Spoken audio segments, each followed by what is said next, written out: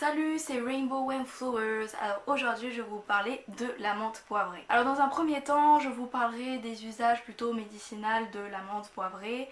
Ensuite je ferai un petit topo sur l'huile essentielle. Je vous parlerai ensuite de la menthe poivrée en cuisine, en magie. Et enfin, comment planter votre menthe poivrée. Donc la menthe poivrée est une plante hybride, un croisement entre la menthe aquatique et la menthe verte. Elle est utilisée pour ses bienfaits dans le système digestif et les inflammations intestinales. Elle rééquilibre le système nerveux, elle apporte une vraie fraîcheur à l'esprit et combat les chocs émotionnels. Elle est aussi utilisée contre le stress et redonne joie à la vie. Elle combat la fatigue nerveuse et le surmenage. Elle est antidépresseur et combat le mal de tête et les migraines. Elle est aussi bonne contre la mauvaise haleine et contre les rhumes et tout ce qui bloque les voies respiratoires. Je vous mets plus d'infos dans le petit en haut ou dans la barre d'infos.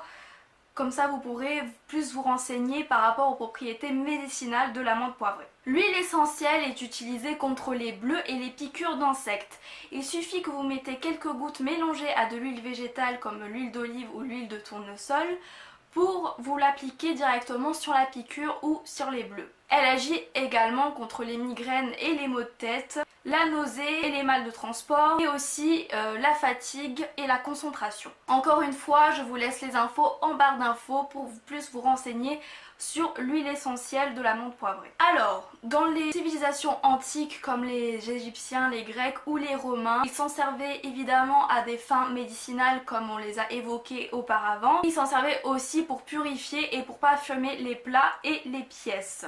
Hippocrate, donc qui est un médecin datant du 5e siècle avant Jésus-Christ, trouvait que la menthe poivrée était une plante aphrodisiaque, alors que Pline l'Ancien l'utilisait comme antidouleur. En cuisine, on utilisait la menthe pour le thé, mais aussi dans les taboulés ou les salades. Je vous mets quelques recettes en barre d'infos pour que vous puissiez pratiquer ces merveilleuses cuisines. La menthe est née de l'histoire d'amour d'Hadès et d'une nymphe des eaux qui peuplait les fleuves de l'enfer. Hadès était marié à Perséphone et Perséphone, étant jalouse de leur relation, n'hésita pas à la piétiner et à la changer en fleur, donc en menthe. La menthe poivrée tient son élément de l'eau.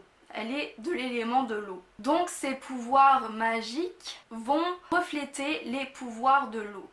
C'est-à-dire qu'on va pouvoir l'utiliser en amour, en purification, pouvoir psychique, mais également en guérison et pour le sommeil. Si on frotte les fleurs fraîches de la menthe poivrée contre les tempes, ça réduit les maux de tête. Un bracelet de menthe poivrée peut s'assurer de ne pas tomber malade. La menthe poivrée sur un autel peut appeler les bons esprits à venir pour vous assister dans vos travaux magiques. Les effluves de menthe favorise de hautes vibrations. Elle peut également être très bonne pour les protections lors d'un voyage. Un bouquet dans la chambre à coucher favorise un sommeil réparateur. Si on cueille les tiges à la tombée de la nuit et qu'on les place sous l'oreiller, cela peut provoquer des rêves prophétiques. La menthe poivrée est aussi utilisée dans les rituels d'argent et de prospérité.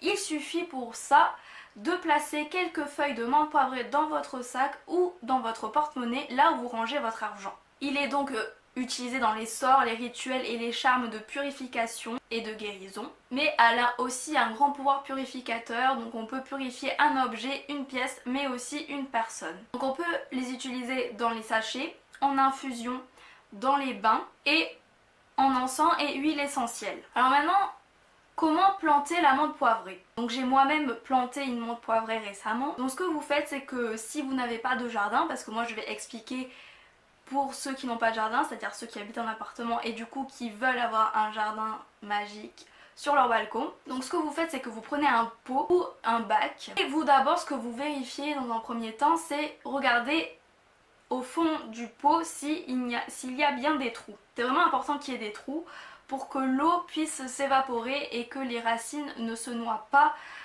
au fond du bac. Une fois que vous avez trouvé votre contenant, il vous faut quelque chose pour drainer. Donc moi j'utilise les billes d'argile. Ce que vous faites, c'est qu'au fond de votre bac, vous allez mettre à peu près 5 cm de billes d'argile.